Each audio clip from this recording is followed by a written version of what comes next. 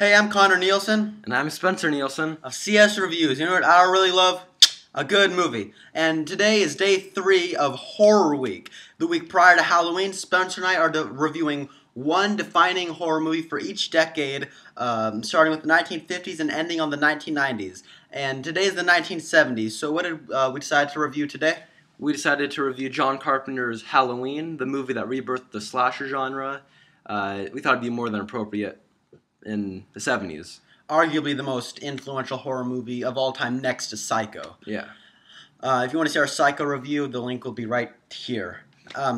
So, the plot for Halloween, it seems a little formulaic now, but for its time, it was pretty new. It's about a serial killer named Michael Myers who busts out of an insane asylum and starts killing people again. He goes to, is it Haddonfield? Yeah, Haddonfield. Yeah, Haddonfield, Ohio, and Ohio, right? Illinois. Illinois, right. It started with an I. Haddonfield, Illinois, and Jamie Lee Curtis and her friends start being stalked by Michael Myers. And Donald Pleasance in there as Dr. Loomis, Michael Myers' psychiatrist, who's just trying to catch him, before he hurts anybody.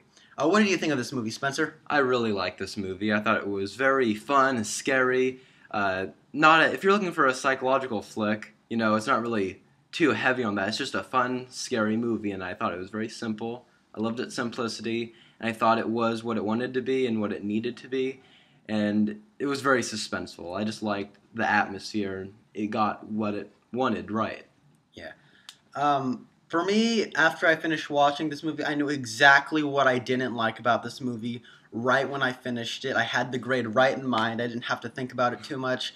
I don't like this movie as much as you do, and I don't like this movie as much as everyone else likes this movie. I think it's a great movie, but right before I watched this, I was reading some other people's review, and everybody was saying, this is the greatest horror movie ever, bar none, better than anything. I was like, oh, it's better than Psycho. And the thing about Psycho that I loved was it was a horror movie, but it had this whole psychological understudy, and I was expecting, a little something like that, but it was a very simple. It's kind of like when I watched Casablanca for the first time. I was expecting this big, grand, movie, and it was just a very simple love story. And this one's just a very simple, independent horror movie, and I can definitely see its influence, and I respect its way it's made. But there are a lot of different ways, things I don't really like about this movie. For example, Donald Pleasance. They needed a big name actor to kind of draw people in, just like in Nightmare on Elm Street, they brought in John Paxson. This one time it's Donald Pleasance, but I really, honestly, didn't feel the need for his character at all. I understand that he played a big part in the sequels, but when this movie wasn't made to have a sequel, it was just the cliffhanger at the end was just kind of supposed to go, ooh, this, other than the sequels, possibility of sequel, I don't really see much of a reason for Donald Pleasance in this movie.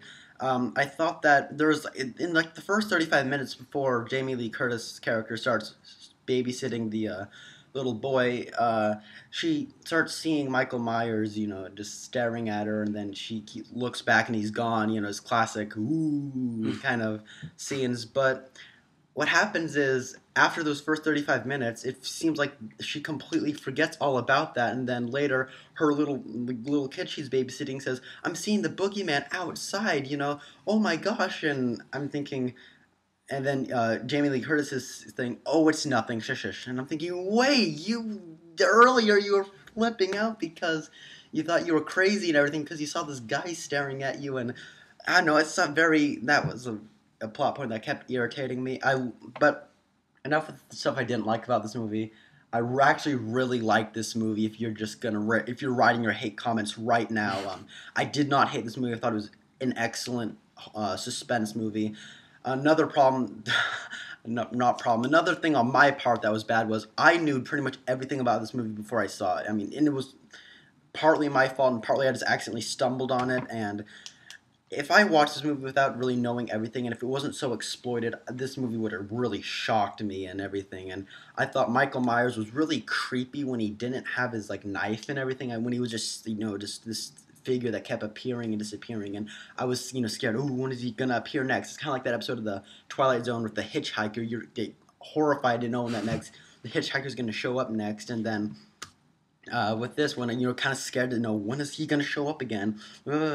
And I thought that John Carpenter's script is just very nice. It's just a fun movie. It's really entertaining. Watch this with a whole bunch of friends on Halloween night or in the Halloween season. It's Or alone. Yeah, we're alone. I think it's a very good movie. I'd give it an 8 out of 10. I'd give it a 9 out of 10. I thought it was exactly what it needed to be, what it wanted to be. They didn't add a lot of things that they needed. It's a good, comfortable 90 minutes. It wasn't long. It wasn't too short. It was very fun. The only problem they had with it is that, Donald Pleasant's character, he was only there for exposition, but other than that, he didn't really have much to offer.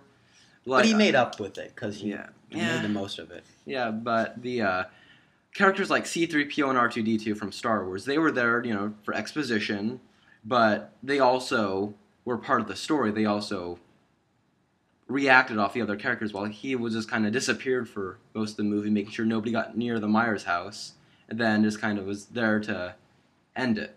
Yeah. But this movie scared me. Honestly, Michael Myers scared me. Every time he was around, I was nervous. This movie made me nervous. I was like... And at night, we watched this in our bedroom, and then right after that we had to go to bed, and the TV, it's not a flat screen TV, so it's a pretty big TV, and big TVs kind of crack or do something, they make a noise, and I remember I heard it crack, and I just rolled over to make sure Michael Myers wasn't there with his knife or anything. I love the cliffhanger at the end. It's a very nice cliffhanger. I give it a solid 8 out of 10. I think this movie has been a little overexploited, and too many things try to be this movie, and they're not. So that's all I have to say about that. I am Connor Nielsen, signing out.